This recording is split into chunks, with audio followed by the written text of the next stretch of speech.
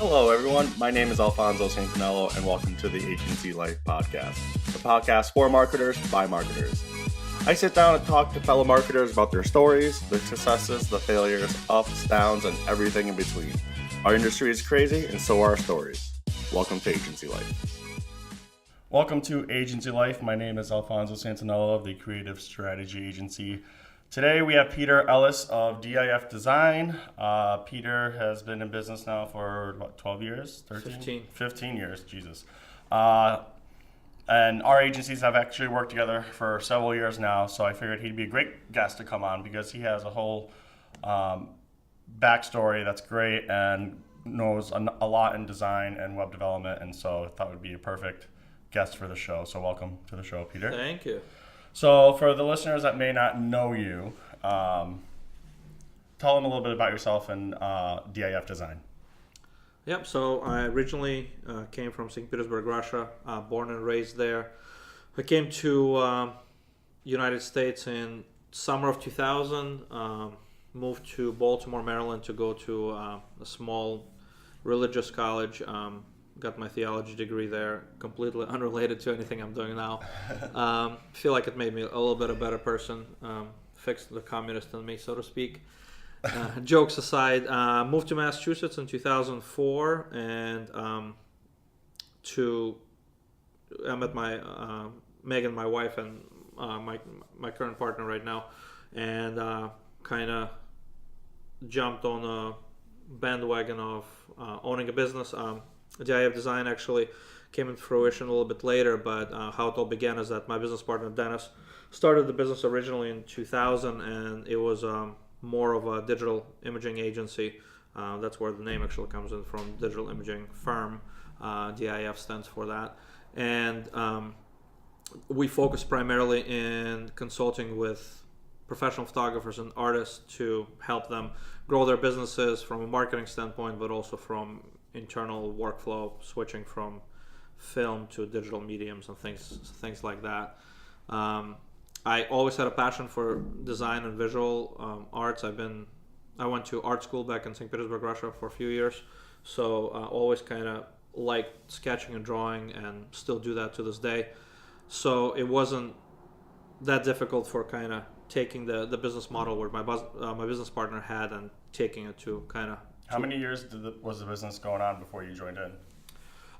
He actually was going. He started the business, I think, in April, and I came on in August of 2000. So a few months, not even enough to paint the walls, so to speak, at our first location. We grew exponentially after I came on. He made me a partner the following year. Very small percentage. We're now co-partners equally in the business, and. So we kind of ran two businesses side by side until about 2 years ago when we closed the digital imaging firm, just for a variety of different reasons, and really continue focusing on the design aspect and kind of digital website and branding aspect of what DIF Design kind of took off as. And I think that starting in 2000 with one type of direction, then clearly after a few months seeing that the potential is much bigger than that, so we could also utilize the skill sets and services that we were offering with very niche demographic, and expanded it to everyday businesses, lawyers, and small entrepreneurs. Was just pretty obvious. So I think we surfaced on a larger scale in the business community around 2006, 2007. Business started in 2004, so a couple of years after. We've been, doing the same services, websites and brand development since day one, just in a very different demographic. And we surfaced, started doing a lot of networking, and we joined a whole bunch of different organizations similar to YPS. And I think that's how the business surfaced. And, from that, everything's pretty much a history. Yeah. So what would, in the last 15 years, what do you think would be the craziest client situation you've been a part of or saw, or you were kind of just take a step back and like, what the fuck? Yeah, I mean, probably I think every person in any type of business, that I have a lot of friends who own businesses, you're one of them. But not even in the creative field, you hear all these crazy stories. You hear successes. A lot of people see successes, but they don't hear, the grunt work every day, that, blood, sweat, and tears, so to speak. Me and my business partner always talk about starting a blog or writing, a book about all the stories without mentioning names, obviously. There's always difference of opinions, but what really stands out from, lessons learned, you don't know anything. You don't know everything right away. It takes time to kind of learn it. So apart from lessons learned and, just not, clashing personalities with customers and chemistry and all that aside, I think the biggest thing that stands out actually happened about a year and a half ago or two. It's very aggravating, because the biggest thing is that, when you're in the design industry, everything is, and you're in the service industry, there's no tangible good that you can really feel and touch. So you're not selling a car or a widget or, a watch or a piece of jewelry. So for us, it's already problematic to kind of put value on what we do. So, and then, billable hours,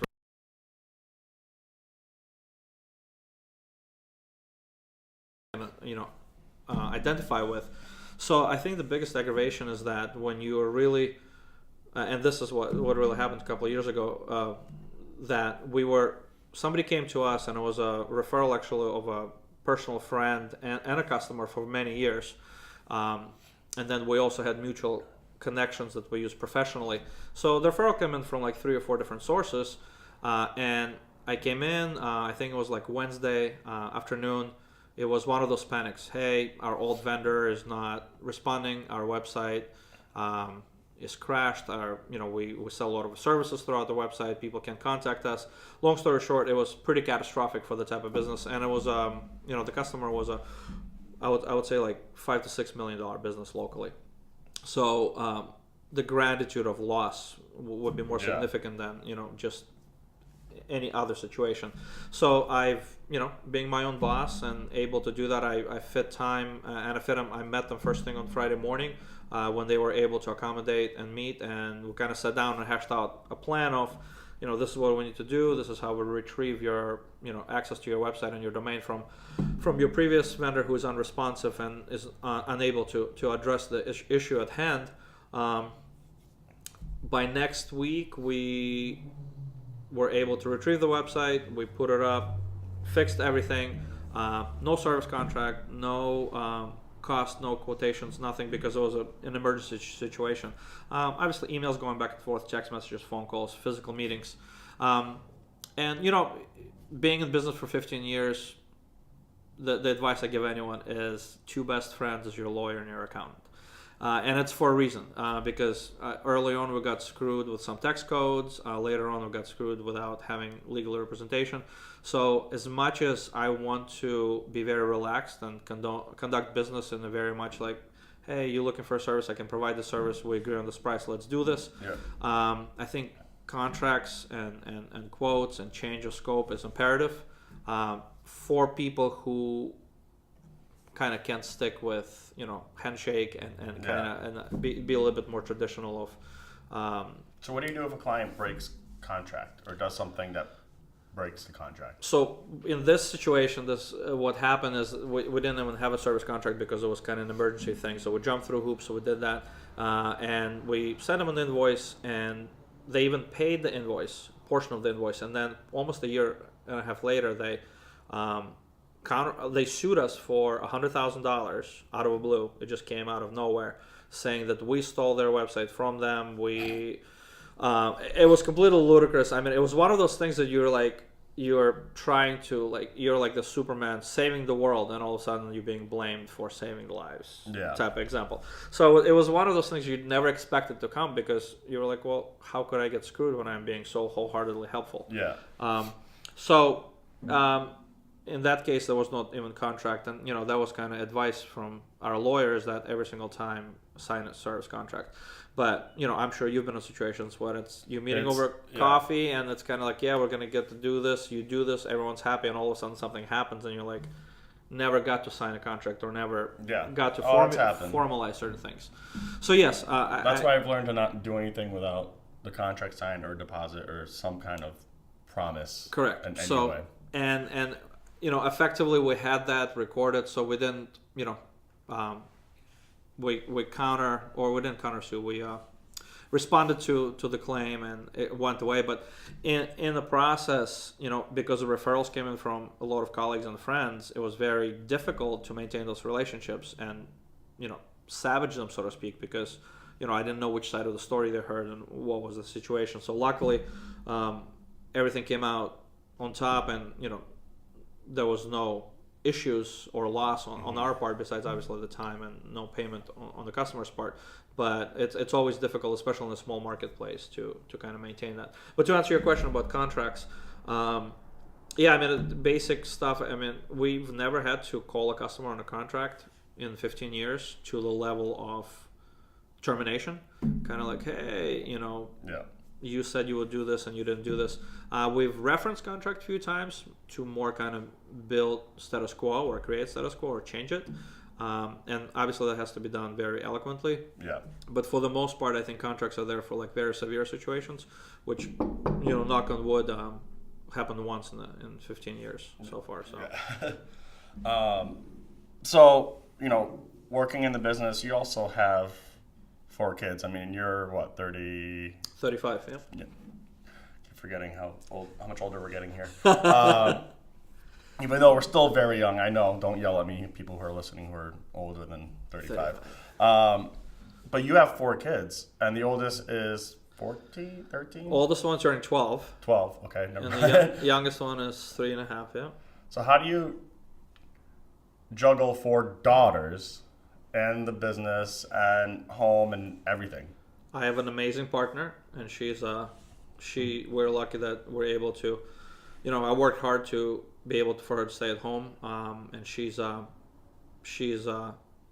we're on top of that, we're homeschooling the kids too. So, it's work-life balance is definitely insane, and I think that I still don't have it figured out. Do we ever really have that figured out? No, and I think actually about 2 or 3 years ago, once I stepped down as the president of YPS, I had to actually eliminate all my commitments to community commitment and kind of boards and committees service-wise, just because it just got to be very unbalanced. Giving back and, what do you consider as personal growth, what do you consider as professional growth and networking, and you doing it for the business or you're doing it for yourself. There's no short or magical answer. I think it's just knowing, and I think biggest key is communication.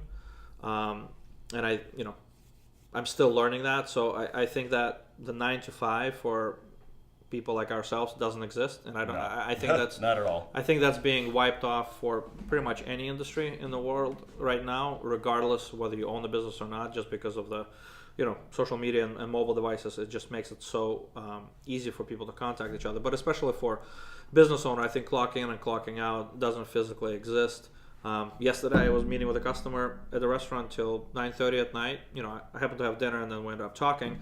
Had an espresso and I stayed up jitters till 1:30 in the morning. So I was just like designing some stuff on my laptop at home just to be able to do that. It doesn't happen every day, but so it's a difficult balance and it's complicated. But I think that my kind of the ability for me to be able to be successful and be where I'm at is only because I've surrounded myself with people who, will collaborate and will work together, like my business partner, my life partner. And so with everything that you do with home and work, what motivates you to do more or be more or continue even continue. Yeah. Yeah, there are days when I was like, will this coffee make me want to do and show up?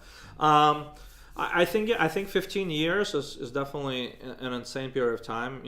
When people almost have a perception of building a business and selling it off in 6 months and making millions. So I think that there's definitely been periods, and not even days, but periods in business where I was like, I don't know if I want to do this anymore. This is just too much. I think what keeps me going is that, like I said, I think being artistic has been part of my nature since I can remember. Drawing in Russia, copying Ninja Turtles posters when communism fell down and we started getting some wonderful American cartoons into the country. Denim jeans and chewing gum was fantastic. Pepsi Cola cans and all that stuff. So I think that every job I had up to kind of owning the business, even through college, has always, I've always looked for that artistic nature. Even my first job in the United States was flipping pizzas. So I laid out pepperoni a certain way. It made it look more delicious, or I designed their menus on Microsoft Word or Publisher. So I think that this self-fulfillment of being artistic and kind of representing what I envision and kind of being able to share that vision with the world is definitely very fulfilling. Furthermore, I think it's kind of like self expression, right? Yeah. I think the fact that I get paid to do that is definitely fantastic because somebody else obviously appreciates it. And being able to kind of sit down with the customer and understand what their goals are and help them to get there through the skill set that I bring to the table or my team brings to the table, through brand development and kind of digital outreach through websites and such, and kind of overall creative design. I think that really keeps me going, and just being able, for the most part, apart from some horror stories that everyone has, I think that it's 15 years in business, we're doing something right, so we have a lot of fantastic, happy rapport with the customers, and then just being able to share these stories with my kids and kind of inspire the entrepreneurial spirit with them and showcase them that you can go get a 9-to-5 job, you can run your own business, you can be whatever you want to be in this country, and that's still fantastic. So if you can go back and tell the pizza flipping Sneaky Pete something, what would you tell him? Oh. Wow. I think this is the first time in our 8 years of knowing each other that I stumped you. Well, I usually, going back and telling something back to myself, 15 years ago, it's tough because I don't feel like I have regrets in life. So I always try to see positive in things. I think, any advice I would have given myself 15 years ago or back when I was in college would be more on really taking care of yourself and understanding that you have to be well for yourself to be well with others. Yep. Right? So it's more, I don't think obviously anything that I am represents in my business or shines through my business. So I think that self-care is important, and just really, like I said, surrounding yourself with the right people. People who are not toxic to your relationships that can help you thrive. Because at the end of the day, if that coffee doesn't pick you up, if the paycheck doesn't pick you up, if the customer thank you doesn't pick you up, you have to kind of get that spark from somewhere. So I think that relationships are crucial, and kind of overall mental outlook in life has to be healthy. So. All right. So for those that want more information, what is the website, user handles, social? How can people find you? Yeah. So my personal stuff on Instagram is Peter S as in Sam Ellis, on Instagram and Facebook. The agency is DIF Design, D as in David, I as in Indigo, F as in Frank, Digital Imaging Firm Design. I think that's on Facebook and Instagram as well. And DIFdesign.com. DIFdesign.com. Yeah. What's the saying? Cobbler's kids go without shoes. Yeah. But yeah, so you can find it online, or I'm sure just Googling the agency's name or my name no criminal records will pop up, I promise. They're all hidden away.